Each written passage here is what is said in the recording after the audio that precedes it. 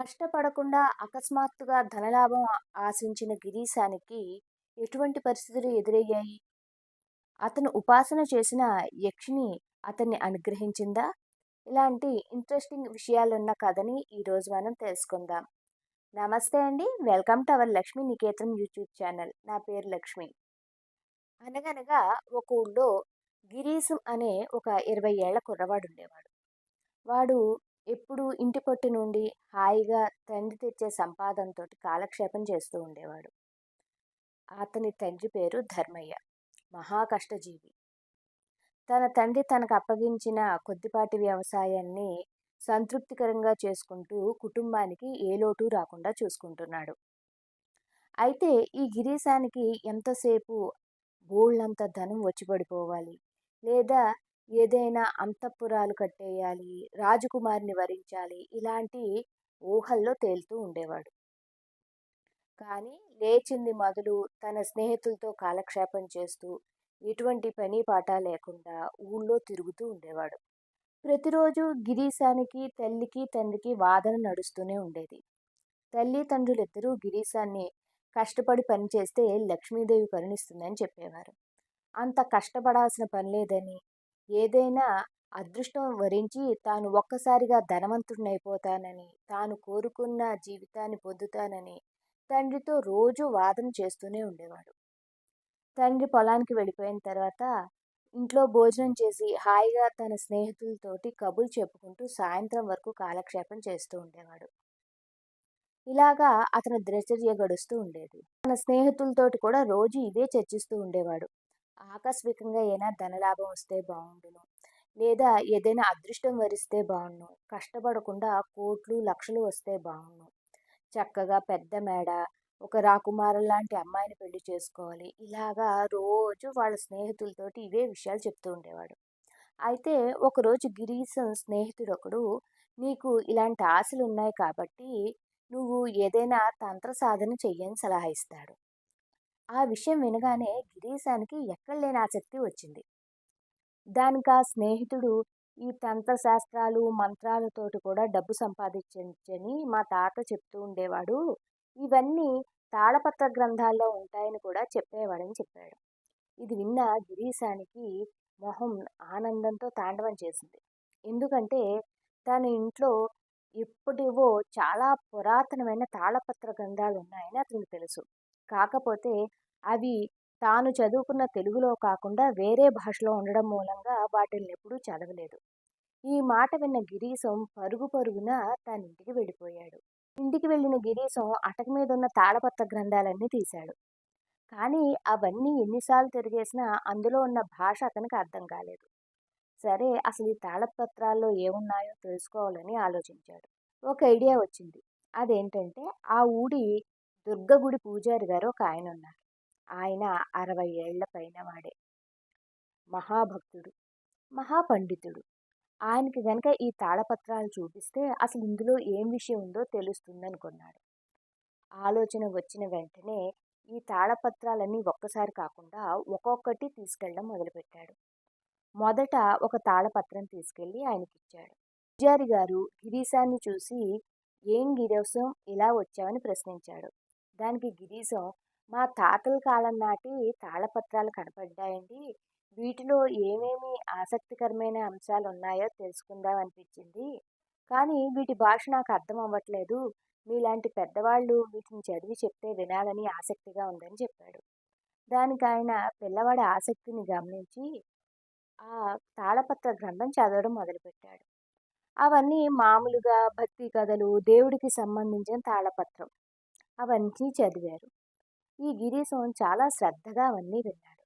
అలాగా మొదటి రోజు ఒక తాళపత్ర గ్రంథం పూర్తయిపోయింది. ఇలాగా అతని దగ్గరున్న ఓ 10 తాళపత్రాల్లో 9 తాళపత్రాలు చదివి వినిపించుకున్నాడు. ఇంటికొచ్చి నాకు కావలసిన అంశం ఇందులో లేదని మనసులో దిగులుగా ఉండేవాడు గిరీశం. ఇంకా ఆఖరి తాళపత్రాన్ని తీసుకుని పూజారి గారి దగ్గరికి వెళ్ళాడు. రోజులాగే ఈ పిల్లాడికి ఈ భక్తి, ఈ విషయాల మీద ఆసక్తి ఎక్కువేమోనని ఆయన ఆ తాళపత్ర గ్రంథాలు చదివి వినిపిస్తూ ఉండేవాడు. సరే, ఆఖరి తాళపత్రం గ్రంథం కూడా పూజారి చేతికి ఇచ్చారు. ఇంతకీ అది ఇంతవరకు చదివినవన్నీ సంస్కృతంలో ఉన్నాయి. ఇదొక్కటే పైశాచీ భాషలో ఉందని చెప్పారు పూజారి గారు. వెంటనే మన గిరీశానికి విపరీతమైన ఇంట్రెస్ట్ కలిగింది. ఇదేదో మనకి నచ్చే అంశమైనా మనకి లభిస్తుందా అని ఒక చిన్న ఆశ పుట్టింది. గిరీశం ఆశించినట్టుగానే అందులో ఒక యక్షిణీ సాధన రాయబడింది. పౌర్ణమి వెళ్ళిన పాడ్యమి నుంచి అమావాస్య వరకు అంటే 15 రోజులు ఏకభుక్తం ఉంటూ అంటే పొద్దున ఒక పూటే భోంచేస్తూ సాయంత్రం ఉపవాసం ఉండి రాత్రిపూట శ్మశానంలో యక్షిణీ మంత్ర సాధన చేస్తే ఆఖరి రోజైన 15వ రోజు యక్షిణి ప్రత్యక్షమయ్యి తన కోరిక తీరుస్తుందని అందులో రాసింది. ఇది విన్న గిరీశానికి లోపల విపరీతమైన ఆనందం కలిగింది. పూజారి గారు రోజూ వచ్చి ఏవో గ్రంథాలు చదివి వినిపించుకుంటున్నాడు కదా అని ఇది కూడా చాలా సాధారణంగా ఆయన అతనికి చెప్పేశాడు. వెంటనే గిరీశం ఆ తాళపత్ర గ్రంథం తీసుకుని ఇంటికి వెళ్ళిపోయాడు. గిరీశం తాళపత్రంలో ఉన్న విషయాన్ని ఆచరణలో పెట్టాడు. పౌర్ణమి విడిపోయిన పాడ్యంకి తన దీక్షను మొదలుపెట్టాడు. తల్లికి తండ్రికి తానేదో వ్రతం చేస్తున్నానని చెప్పాడంతే. తల్లి తండ్రి పాపం సాధారణంగా ఏ భక్తిపూర్వకంగానో పూజ చేసుకుంటున్నాడు, కొడుకులో ఇంత మార్పు వచ్చిందని ఆనందించారు. సరే, పగలంతా ఒంటిపూట భోజనం చేసి సాయంత్రం ఉపవాసం ఉండి చాలా శ్రద్ధగా ఇంటి పట్టునే ఉండి కాలక్షేపం చేస్తూ ఉండేవాడు గిరీశం. పల్లెటూరులో ఏముంది, 7:30, 8 అయ్యేటప్పటికి అందరూ పడుకునేవాళ్ళు. గిరీశం అందరూ పడుకున్న తర్వాత రాత్రి పూట ఎవ్వరికీ తెలియకుండా శ్మశానానికి వెళ్ళి ఈ మంత్ర సాధన చేస్తూ ఉండేవాడు. అమావాస్య రోజు రానే వచ్చింది. అనుకోకుండా ఆ రోజు ధర్మయ్య ఆ ఊరి పూజారి గారిని కలిశాడు. ఈ 15 రోజుల నుంచి గిరీశం కనబడకపోవడంతో పూజారి గారు గిరీశం గురించి అడిగారు. దానికి ధర్మయ్య ఎంతో సంతోషిస్తూ, మా అబ్బాయి ఈ మధ్యన పూజలు పునస్కారాలు చేస్తున్నాడు, ఎంతో మార్పు వచ్చిందండి, అప్పుడే 14 రోజుల నుండి ఒంటిపూట భోజనం చేస్తూ సాయంత్రం ఉపవాసం ఉంటున్నాడని చెప్పారు. ఇది విన్న పూజారి గారికి అనుమానం వచ్చింది. ఎందుకంటే ఈ గిరీశం యక్షిణీ సాధన చేస్తున్నాడా అని అనిపించింది అతనికి. ఈ విషయం ధర్మయ్యకి చెప్తే అతను కంగారు పడతాడని అతనితోటి ఏమీ మాట్లాడకుండా ఈ విషయాల గురించి నవ్వుతూ అతనితో మాట్లాడి పంపించేశారు. సరే, పూజారి గారికి తన మనసులో ఈ విషయమే తిరుగుతూ ఉంది. ఎందుకంటే యక్షిణీ సాధన అంత సులభతరం కాదు. ఒకవేళ పూర్తిగా చేసిన ఆఖరి క్షణంలో అతను ఏదైనా భయపడితే ప్రాణాల మీదకు తెచ్చుకుంటాడని అతనికి తెలుసు. ఎలాగైనా సరే పూజారి గారు గిరీశాన్ని కాపాడాలను. అమావాస్య రోజు సాయంత్రం అయ్యింది. గిరీశం రోజులాగే తన కార్యక్రమాలన్నీ పూర్తి చేసుకున్నాడు. చీకటి ఎప్పుడు పడుతుందా అని ఆత్రంగా ఎదురు చూడడం మొదలుపెట్టాడు. చీకటి పడింది. ఇంట్లో వాళ్ళు, ఊళ్ళో వాళ్ళందరూ నిద్రలోకి జారుకున్న తర్వాత శ్మశానానికి వెళ్ళి ఆఖరి రోజు సాధన చేయడం మొదలుపెట్టాడు. సాధన చేస్తున్నాడు. సాధన ఫలించింది. ఇతని మంత్రోచ్చరణ చదువుతూ ఉంటే దూరంగా ఉన్న మర్రి చెట్టు నుంచి ఒక ఆకారం దిగి రావడం చూశాడు. ముందు కొంచెం భయపడ్డా ధైర్యం తెచ్చుకుని ఈ రోజుతోటి తన కలలు సాకారం చేసుకునే అవకాశం దొరుకుతోందని ఇంకా గట్టిగా మంత్రాలు చదవడం మొదలుపెట్టాడు. ఆ ఆకారం తన దగ్గరికి వస్తూ మాట్లాడడం మొదలుపెట్టింది. నీకు ఏ కోరికలు ఉన్నాయి, నీకు ఏ కోరికలు నేను తీర్చాలి అంటూ ఒక్కొక్క అడుగు వేసుకుంటూ ఆ ఆకారం అతని దగ్గరికి వచ్చి, అంతేకాదు నీ సాధన ఫలించింది, నీకు ఏది కావాలన్నా నేను నెరవేరుస్తాను అని ఆ ఆకారం చెప్పడంతో గిరీశం మంత్రం చదవడం ఆపేసి తాను కోరుకున్న సమయం వచ్చిందని ఆశగా చూస్తున్నాడు. నాకు చాలా కోరికలు ఉన్నాయి అని తను చెప్పడం మొదలుపెట్టాడు.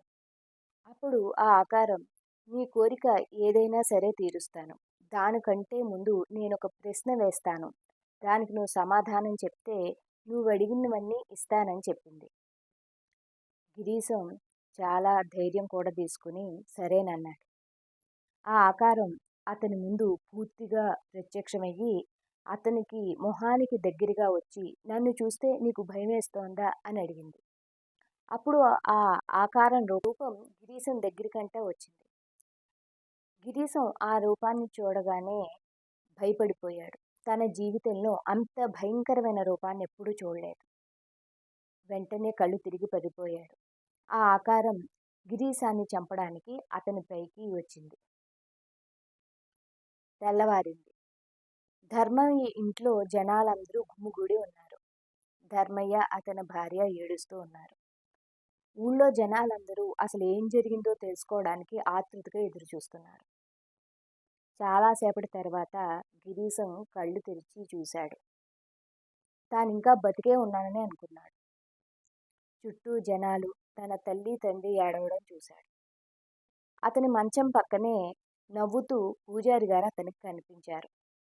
అప్పుడు పూజారి గారు, "ఎంత పని చేశావు గిరీశం? అడ్డదారుల్లో సంపాదించుకోవడానికి ఇలాంటి ప్రాణాల మీదకి తెచ్చుకునే పనులు చేస్తారా? రాత్రి ఒక్క క్షణం నేను రావడం ఆలస్యమయ్యుంటే ఆ యక్షిని నీ ప్రాణాలు తీసేది. ఆ ధనపిశాచి నిన్నెప్పుడో తనతో పాటు తీసుకుపోయేది. ఎందుకు ఇలాంటి భయంకరమైన ప్రయత్నాలు చేశావు?" అని చెప్పారు. గిరీశానికి కళ్ళల్లో నీళ్లు తిరిగాయి. తన్ని పట్టుకుని ఏడుస్తున్న తల్లి తండ్రిని చూశాడు. పూజారి గారు ఇంకా ఇలా చెప్పారు, "నిన్న మీ నాన్న నన్ను కలవకపోయుంటే నాకు నువ్వు ఈ యక్షిణీ సాధన చేస్తున్నావనే విషయం తెలిసేది కాదు. మీ నాన్నకి చెప్తే కంగారు పడతారని నేను ఆయనతోటి ఏదీ చెప్పలేదు. అమ్మవారి దయ వల్ల నేను సరైన సమయానికి వచ్చాను కాబట్టి ఆ యక్షిణీ బారి నుండి నిన్ను నేను కాపాడగలిగాను." తర్వాత గిరీశం ఎప్పుడూ ఇలాంటి ప్రమాదకరమైన విషయాల జోలికి వెళ్ళనే వెళ్ళలేదు. తన తండ్రితోటి కలిసి వ్యవసాయం చేసుకుంటూ సంతృప్తిగా, సంతోషంగా జీవించాడు. విన్నారు కదండి, కథ కంచికి మనం ఇంటికి. ఇలాంటి ఆసక్తికరమైన కథలు వినాలనుకుంటే లక్ష్మీ నికేతనం ఛానల్ని సబ్స్క్రైబ్ చేసుకోండి. లైక్ చేయండి, షేర్ చేయండి, కామెంట్ చేయండి.